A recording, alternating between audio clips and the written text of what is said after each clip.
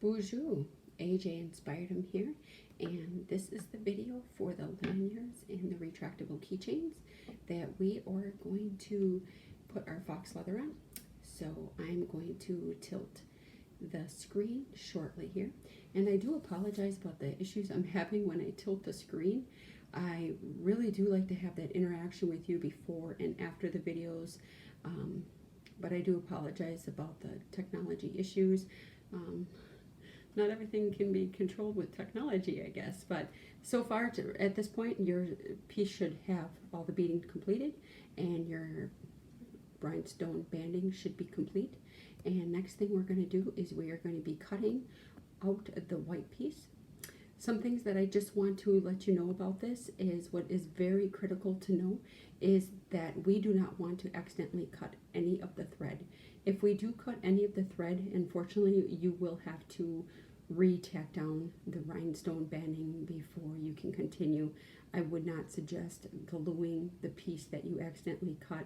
So I like to kind of shine it up over the light and kind of look at it just to see if I have any pieces that I accidentally got way too far over. And if I did get one way, like say I got one over here, I would be cutting right to the side of that. So what I also like to do is I like to leave a little edge, and I can show you this piece right here. You can see I left a little edge. I kind of just like how that looks.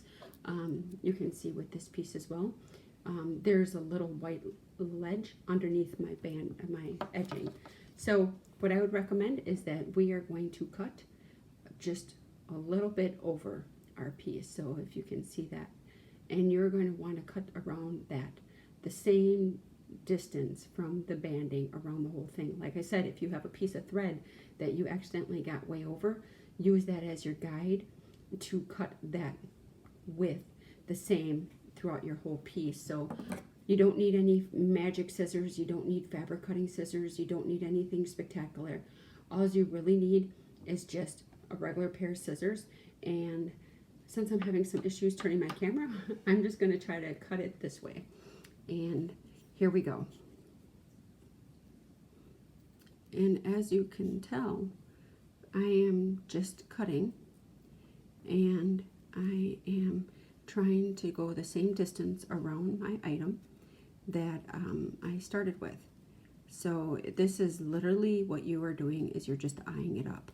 And again, if you have thread that's way over by accident, like, oh man, that one got way over, then use that as your guide.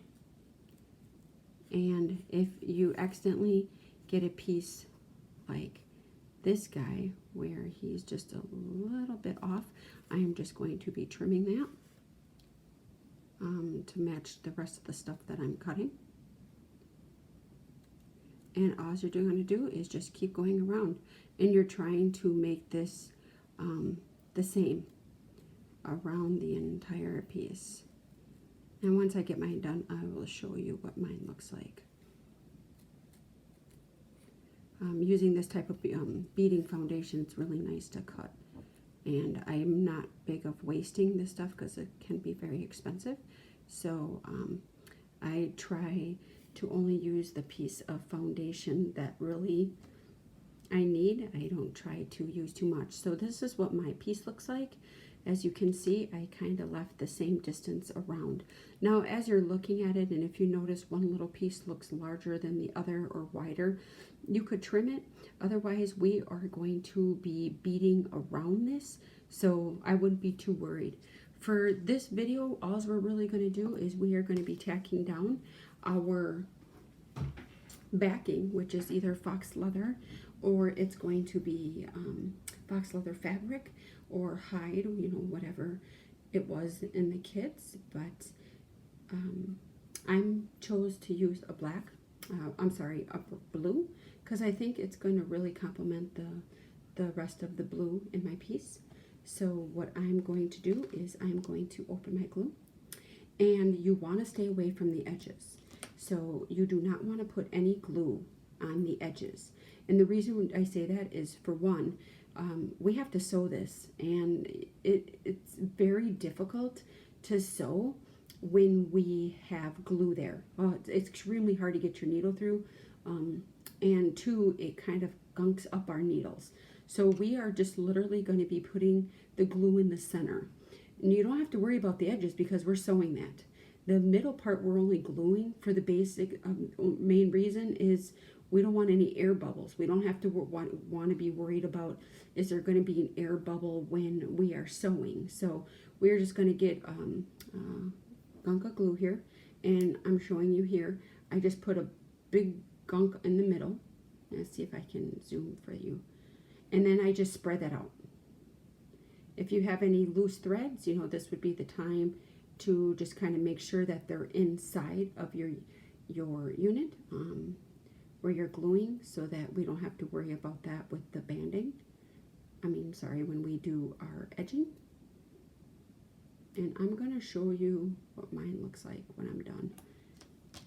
So you can see I didn't get any of the edges. All I did is I just kept it in the middle, kind of like where our cabochon is and some of our thread. I left all of these edges undone because that's where we're going to sew. So once we got that and it's gooped on, I'm going to take my fox leather and I'm just going to set it on there like that. Then I'm going to squish it down, and I'm not squishing hard at all. But what your goal here is that you don't have any air bubbles where we just put that glue. And I'm just going to keep on kind of like massaging it on. And at this point, I'm just going to keep massaging it. At this point, because we just did glue, we kind of need that to cure.